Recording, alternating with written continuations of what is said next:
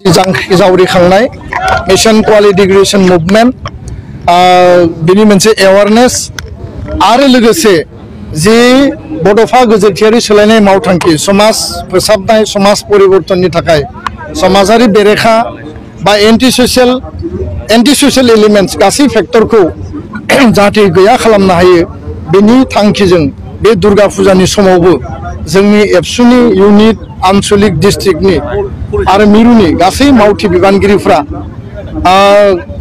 फुजा मेलायाव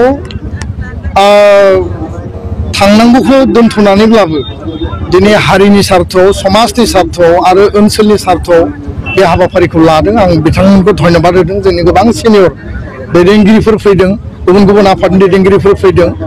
बाथ्राया जाहैबाय जे दुलाराय बर' फरायसा आफादा जोनोमनिफ्रायनो बर' हारिनि थामोनथा रैखाथि, बर' हारिनि समाज आरो हारि जौगानायनि थाखाय जोङो हाबा मावबोदों। बड'फानि आदर्शजों जोङो जेब्लायबो समाजखौ जोङो गेरेमसा हारि दानायनि थाखाय खामानि मावदों। दा बे बेलायाव जोङो नुदों जे जोंनि ओनसोलाव ड्राग्सनि जि इम्पेक्ट, जौ जुवानि जि इम्पेक्ट, दा दुर्गा फुजा, बिनि उनाव लक्षी फुजा, राज मेला, गोबां माखासे फुजा मेला फैगोन। फुजाखौ बयबो खुंनांगोन। बे जोंनि धोरोमारि मोनसे आस्था आरो बिश्वास, गुबुन गुबुन माहारिनि बर' हारिनिबो आस्था आरो बिश्वास। किन्तु बे फुजा मेलानि नामाव बेयाव माने जौ जुवानि दुमदाखाल, बेयाव नोङो ड्राग्स, बेयाव नोङो मानसि लांखारनाय, चाइल्ड मेरिज बायदिसिना बेयाव माखासे माने बे आयेननि कार्यकलाप समाज बेरेखा हाबाफारिफ्रा सोलियो। आरो दाख्लैबावै नोंथांमोना बयबो नुबाय जे जोङो आपिलल'सो होदों जे माने जौ लोंनानै जोंनि लाइमोन सेंग्रा सिख्लाफोर जायफोर स्कुल कलेजाव दङ बिसोरो जुदि लेखा गारोब्ला, बिसोरो जुदि ड्रप आउट जायोब्ला आरो मोनाबिलियाव बबेयावबा नोङो जुदि माने बेदर लानानै जौ लानानै जुदि 50 जन 100 जन मानसिया जुदि साइड लानानै जुदि गावनि जिउ धंस खालामनायनि खामानिखौ जुदि आरम्भ खालायोबा बेजों हारिया लस जागोन। बर' हारिनि सासे लाइमोननि जिउ खहा जानाय, लाइमोननि जिउआ आसखान्दा जानाय माने हारिनि खहा। दा बे बाथ्राखौ जों आपिल होनायावनो बिथांमोना बर' बाजार इउनिट आनसलिक माने इउनिट एबसुखौ गाग्लोबदों, जोंनि सेंग्राफोरखौ बुदों। जों दुखु मोनाखै, जों गाज्रि मोनाखै, किन्तु बे जोंनि फार्म वार्निं जे कुनु कारनाव एबसु अफिसखौ हामला खालामनाय, एबसु अफिसाव फैनानै बुफैनाय, माने निसानि तान्दबाव जोंखौ हामला खालामनायखौ जाहाथे एनादार टाइमनि थाखाय रावबो एनकारेज खालामा, रावबो साहस खालाया। आरो बिनि जि परिणाम बेयो भयंकर जागोन। कारन एबसुआ रावखौबो बुनो थाङाखै, एबसुआ रावखौबो माने हमथानो थाङाखै। एबसुआ आपिल होदों जे समाज आरो हारिनि स्वार्थआव जौ जुवा, ड्राग्स, उन्दै बैसोआव हाबा जानाय, हिउमेन ट्राफिकिं बेफोरनिफ्राय गोजानाव थानांगौ। आरो बेखौ लानानै गोलाव सम जोङो 50 बोसोर हाबा मावबाय, मावलांगोन।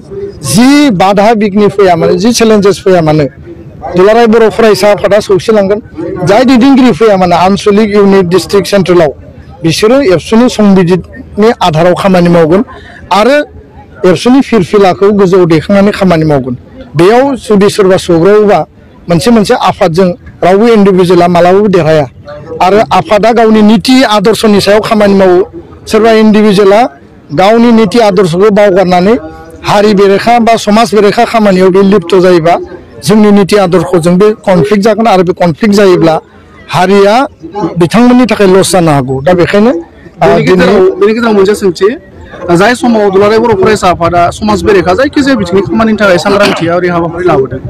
दा बे बेलायाव जों नुनो मोन्दों माखासे डिसेन्टआवनो बाइक सालायथिंनाय बा माखासे ड्राग्स लोब्बा थानाय माखासे नुनो मोनबाय थादों। बे बेलायावहाय बेबायदि न'खरखौ मा बुंगोन? जोंनिफ्राय बे आपिला दंबाय थायो। जोङो बयखौबो खावलायदों, जों बयखौबो एलार्टबो खालामदों जे मबाइल बाहायनाय, बाइक सालायनाय, स्कुटि सालायनाय, दा फुजा मेलानि टाइमाव नाय बा निउ इयार फैगोन, बिनि उनाव माने डिसेम्बर जानुवारि फैगोन, पिकनिक बा टुरिस्ट माने हटस्पटफ्राव थांगोन, बेयाव एक्सिडेन्ट जानानै थैनाय, बेयाव आनरुलि बाइक माने राइडिं, गोबां माखासे थासारिफोरा दिनै सोलिगासिनो दङ। दा मोजां परियालनि न'खरफोरनि गथ' गथायफ्राबो दिनै ड्राग्सआव माने दिनै इम्पेक्ट जानानै रिहेबिलिट सेन्टाराव बिथांमोना थाहैनांदों। ड्राग्स एडिक्सन जानानै बिथांमोननि जिउआ माने आसखान्दा जादों। बाइक आरो स्कुटि बा मबाइल माने जि सिस्टेम गैयै इउज खालामनायनि थाखायबो आसखान्दा जादों। दा बेखायनो जोङो परियालखौ खावलायदों, कनसियास जायफोर न'खर बिथांमोनखौ खावलायदों।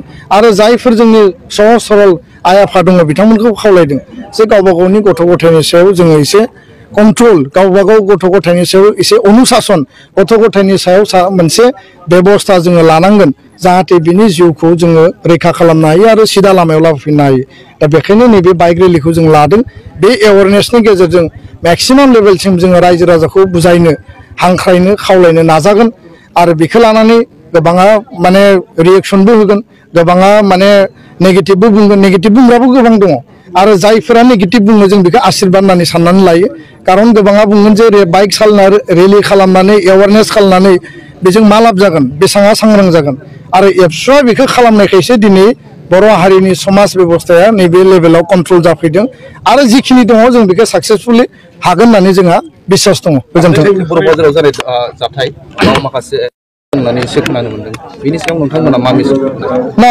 जायखिजाया इसिङाव थानानै बायजोआव थानानै जायफोरा थुलुंगा होयो जायफोरा माने बेखौ माने मा होनना बुङो